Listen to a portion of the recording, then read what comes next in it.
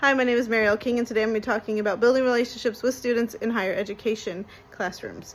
This is important because it promotes engagement, which enhances performance, which helps the students, the teacher, and the university all succeed in their goals to produce professionals. It also allows students to be trusting of you, which allows you to in turn guide them through their education, making them feel more comfortable to come to you when they need help and feel like they can express their needs when they need to, which helps create a more open environment in your classroom. It also just helps with retention and completion. So when students feel like their professors care or that they have good relationships with their teachers, then they will stay and they will finish their degrees and their education goals. Ways that we can do this, the best way that I have found to build relationships with my students is just to listen. When they are having issues or when they need help or when they're just expressing excitement or interest in things, just listening to them, remaining empathetic, open, and interested really seems to help make them feel like you care and that you can be trusted. Also, ways of building good relationships is maintaining professionalism. I do know a lot of teachers who think that they need to be friends with their students, and their classrooms tend to be chaotic and their students tend to learn less. I have found that when teachers maintain professional attitudes with their students, not cold, not distant, but professional, there is a line, there's a boundary, and students understand the expectations that the teacher has, not only with the relationship, but also in the classroom and with the work. They tend to do a lot better, and the relationships tend to be just as strong.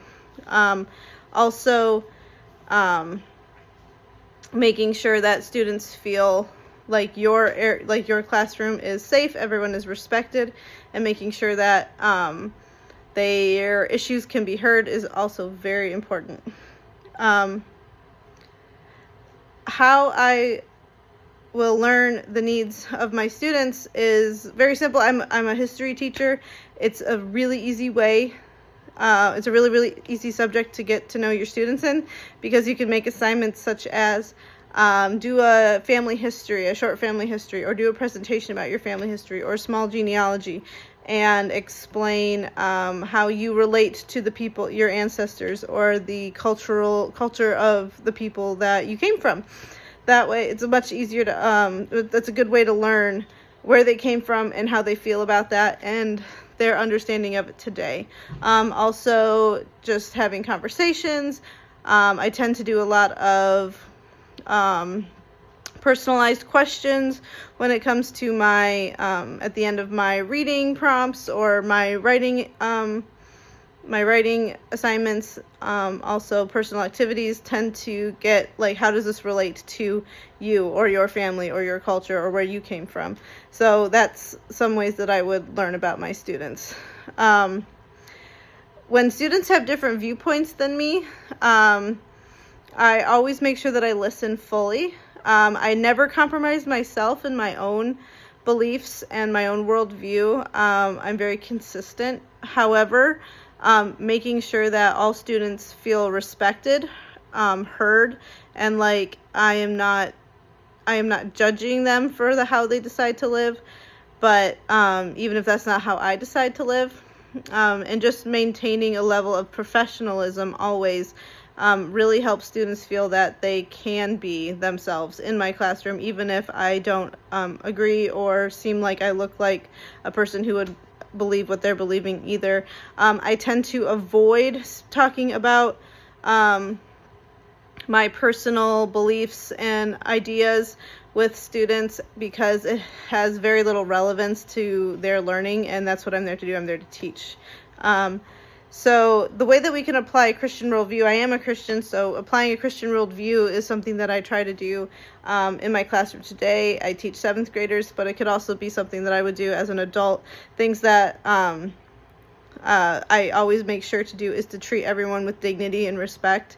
I believe that everyone was born with the dignity that God has given them just for being made in the image of likeness of God, and therefore deserve my respect simply as a human.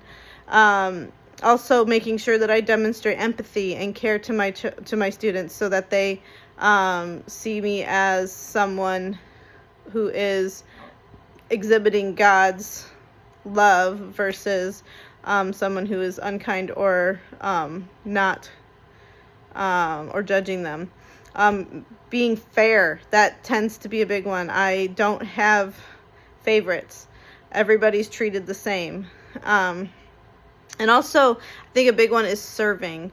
God calls us to serve, not just Him, but others, and making sure that my students see that I am here for them. I am here to help them grow. It is my job and it is my privilege to be able to teach the next generation, and I am serving them in that way. I thank you for listening to my presentation, and I hope you all have a great day. Bye.